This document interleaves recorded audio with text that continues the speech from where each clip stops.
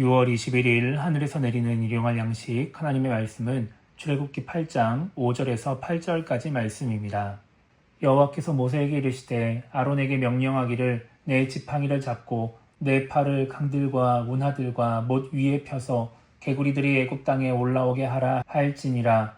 아론이 애굽 물들 위에 그 손을 내밀매 개구리가 올라와서 애굽 땅에 덮이니 요술사들도 자기 요술대로 그와 같이 행하여 개구리가 애굽 땅에 올라오게 하였더라.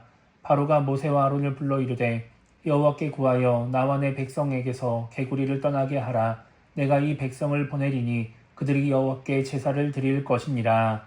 아멘. 오늘 우리가 읽은 말씀은 하나님이 애굽에 내리시는 두 번째 재앙을 기록하고 있습니다. 1절과 2절을 보면 하나님은 모세를 통해 바로에게 이스라엘 자손을 내보내라고 말씀하십니다. 그렇게 하지 않으면 개구리가 나일강에서 올라와서 바로의 궁뿐만 아니라 신하들의 집, 또 애굽의 백성들의 집에 들어가게 될 것이라고 말씀을 하십니다. 6절을 보면 아론이 애굽 물들 위에 손을 내미니까 개구리들이 올라와서 애굽 땅에 덮였다라고 말씀하고 있습니다. 그런데 여기서 또 애굽의 요술사들이 등장합니다. 애굽의 요술사들은 자기의 요술을 이용해서 개구리를 땅에 올라오게 합니다. 그 전에 기적을 보여줬을 때랑 비슷한 상황이 된 것입니다. 그런데 바로의 태도가 달라집니다. 8절을 보면 바로는 모세와 아론을 불러서 이스라엘 백성들을 보내줄 테니까 하나님께 간구해서 개구리들을 떠나게 하라고 말합니다. 그래서 모세는 바로의 말대로 하나님께 간구하죠. 그러자 하나님은 개구리들이 집과 마당과 밭에서 나와서 길거리에 나와서 죽게 하시고 사람들은 그 사체를 모아줍니다. 그 개구리 사체를 보면서 하나님의 능력을 깨닫게 하시는 것입니다. 그렇게 모든 상황이 해결되자 바로는 또다시 이스라엘 백성들을 내보내지 않습니다. 오늘 우리가 이 말씀을 통해서 생각해보고자 하는 것은 애굽의 요술사들입니다. 모세와 아론이 바로 앞에서 처음 이적을 행할 때부터 애굽의 요술사들은 그 이적을 따라했습니다. 그래서 바로는 그 요술사들로 인해서 하나님의 위대하심을 깨닫지 못하고 하나님 말씀에 순종하지 않았죠. 그런데 애굽의 요술사들이 했던 일들을 자세히 살펴보면 애굽의 요술사들이 갖고 있는 한계를 보게 됩니다. 애굽의 요술사들은 하나님이 내리시는 첫 번째 재앙과 두 번째 재앙을 따라합니다. 그런 모습을 보면 애굽의 요술사들도 대단한 능력을 갖고 있는 사람처럼 보입니다. 그런데 이미 하나님이 애굽의 재앙을 내리신 상황 속에서 애굽의 요술사들이 해야 할 일은 하나님이 행하신 이적을 따라하는 것이 아닙니다. 하나님이 나일강 물을 피로 바꾸셔서 애굽 백성들이 고통당하고 있는데 하나님과 같이 대단한 능력을 갖고 있다면 피를 물로 바꿔서 애굽 사람들을 고통에서 벗어나게 해야 되는 것이죠. 오늘도 마찬가지입니다. 나일강에서 개구리가 올라와서 바로 왕을 비롯하여서 온 나라가 난리가 났습니다. 그런데 애굽의 요술사들은 개구리를 없애는 것이 아니라 하나님의 이적을 따라하며 개구리를 더 불러 올립니다.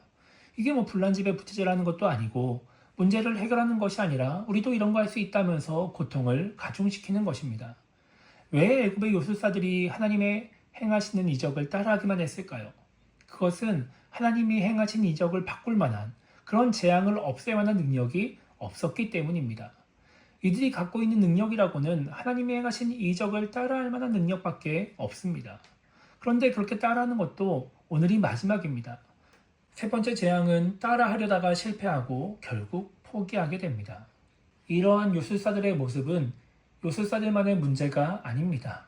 우리 모든 인간이 갖고 있는 문제, 우리 인간의 한계인 것이죠.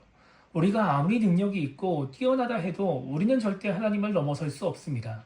하나님을 어설프게 따라할 수 있을지는 몰라도 하나님이 하시고자 하는 일을 막아설 수 없는 것입니다. 지금도 이렇게 과학 문명이 발달해도 인간은 자연재해를 이겨내지 못합니다. 요즘 장마철이라서 일기예보를 막 하지만 이것도 틀릴 때가 많이 있는 것이죠. 하나님의 뜻을 이루며 사명을 감당할 때도 마찬가지입니다. 우리가 무언가를 해내고 사람들에게 인정받으면 뭐라도 된 것 같은 내가 대단한 사람이라는 생각이 들 수 있습니다. 그런데 그것은 우리의 착각입니다. 우리는 하나님의 은혜로 하나님의 능력으로 하나님의 뜻을 이루며 사명을 감당하는 사람이라는 것을 잊지 말아야 합니다. 그래서 그런 생각이 들 때 우리는 내 능력의 한계를 인정하며 하나님의 은혜가 아니면 하나님의 뜻을 이루고 사명을 감당할 수 없다는 사실을 기억해야 되는 것이죠. 그래야 교만하지 않고 하나님의 은혜를 계속해서 구하며 하나님께 영광 올려드리는 신앙인이 될 수 있는 것입니다. 그래서 오늘 하루를 시작하며 우리가 이렇게 기도했으면 좋겠습니다.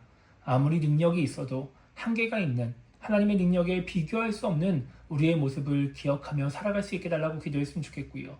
그래서 교만하지 않고 하나님의 은혜를 구하며 하나님께 영광 올려드리는 신앙인이 될 수 있게 달라고 기도하며 오늘 하루를 시작했으면 좋겠습니다.